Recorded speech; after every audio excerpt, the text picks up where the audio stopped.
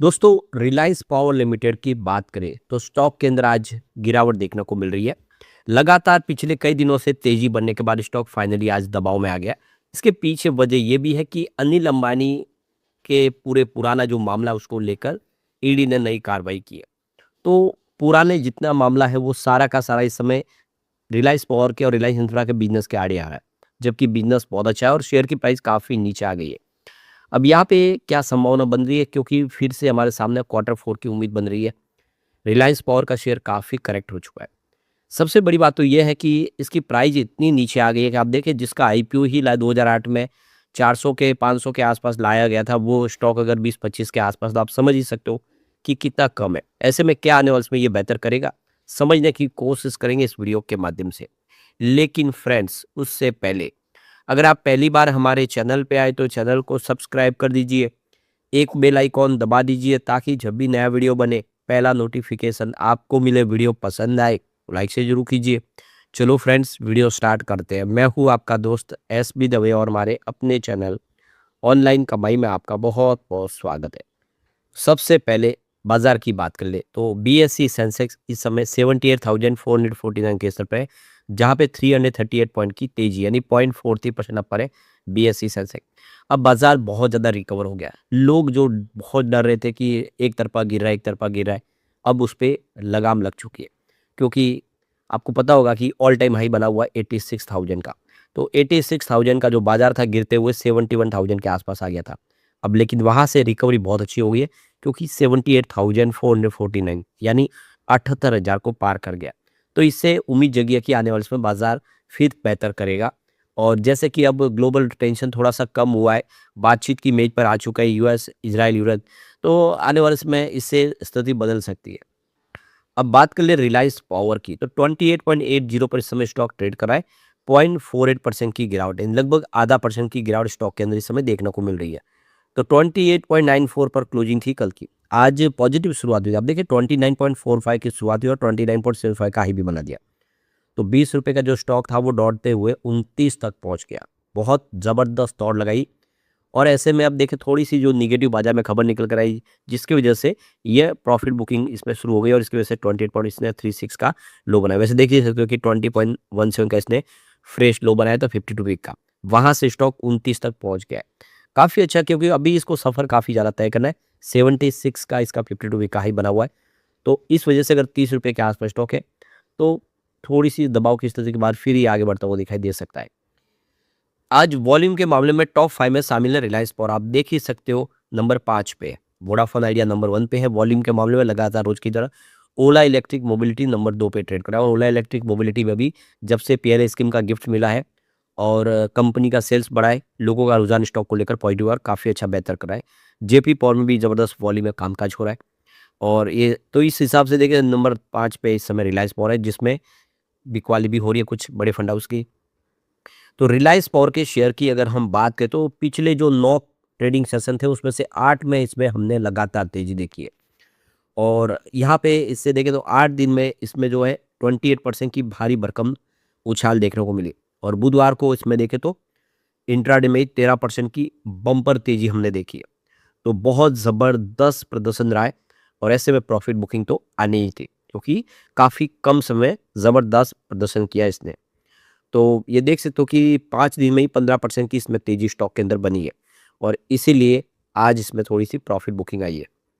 तो जो latest update निकल के आ रही है, अनिल अंबानी के ऊपर ईडी का शिकंजा और ज़्यादा कस गया है। और इसके जो करीबी है अमिताभ झुनझुनवाला और अमित बापना के ऊपर कार्रवाई की गई है ईडी की तरफ से। तो ये देख सकते हो कि ईडी ने अनिल अंबानी पर शिकंजा कसना शुरू कर दिया और तेजी से इसमें वृद्धि हो रही है। तो इस सिलसिले में ईडी ने, आप देखिए, रिलायंस समूह के 2 जो पूर्व वरिष्ठ अधिकारी थे, अमिताभ झुनझुनवाला और अमिताभ बापना को गिरफ्तार कर लिया है। अधिकारियों के अनुसार ये दोनों अनिल अंबानी के करीबी सहयोगी बताए जा रहे, यानी इनका जो बड़ा रोल था और कंपनी के अंदर इनके पास काफ़ी बड़ी जिम्मेदारी थी।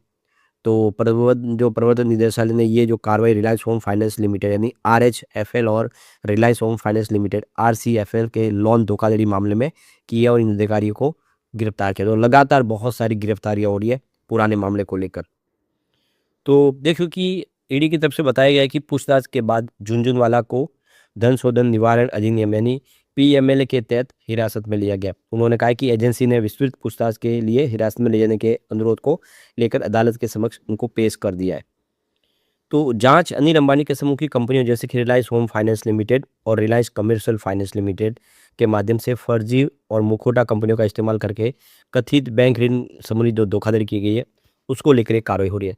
तो एक तरह से कंपनियां बनाई गई थी पैसे को घुमाने के लिए। ये एक कंपनी से दूसरी कंपनी में पैसा घुमाया गया, इधर उधर बैंकों से लोन लिए गए और समय पे भरे नहीं गए, इसमें सबका रोल है।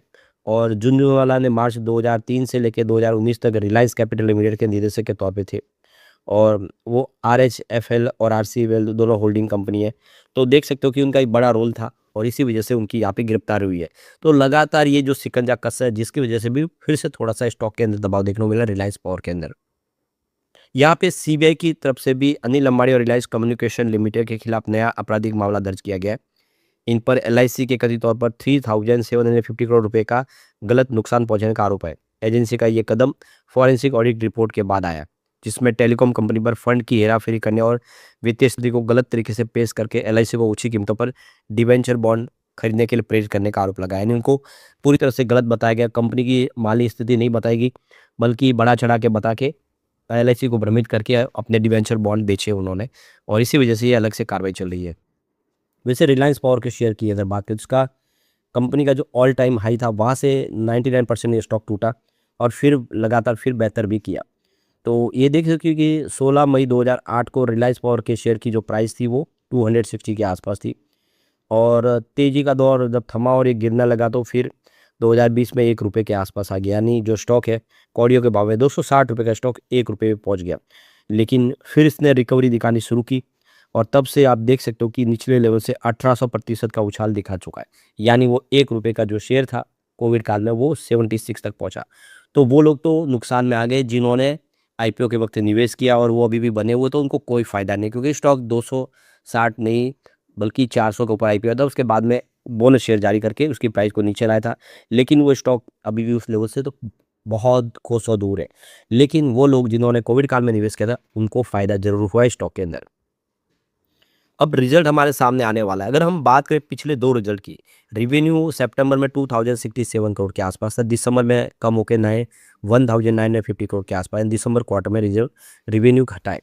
खर्च की बात है तो 1356 करोड़ के आसपास खर्च था सितंबर क्वार्टर में, दिसंबर में 1269 करोड़ के आसपास है। तो खर्च भी थोड़ा सा कम हुआ है क्योंकि रिवेन्यू घटा है। अब 618 करोड़ का इनका टोटल देखिए ऑपरेटिंग प्रॉफिट था सितंबर में, दिसंबर में ये थोड़ा सा घट के 604 करोड़ के आसपास आ गया। अदर इनकम 93 करोड़ के आसपास थी क्वार्टर 2 में, जबकि 3 में ये 77 करोड़ के आसपास थी। अब यहाँ पे बात करें कंपनी के हम नेट प्रॉफिट की तो 87 करोड़ का नेट प्रॉफिट था देखो कि सितंबर क्वार्टर में, दिसंबर में घट के 25 करोड़ के आसपास है। तो प्रॉफिट रेवेन्यू दोनों ही कम हुआ है। उम्मीद है कि इस बार आंकड़े सुधरेंगे और या फिर बेहतर उम्मीद की जा सकती है। कंपनी का विजन क्लियर है, आने वाले समय बेहतर स्थिति में आ सकता है स्टॉक। लेकिन फ्रेंड्स, कोई भी इन्वेस्टमेंट करने से पहले अपने फाइनेंशियल एडवाइजर से एडवाइस ले ले या अपना खुद का रिसर्च करें, क्योंकि मैंने वीडियो आपके एजुकेशनल पर्पज के लिए ही बनाया। वीडियो पसंद आए तो लाइक से जरूर कीजिए और चैनल को सब्सक्राइब कर दीजिए। Thank you friends.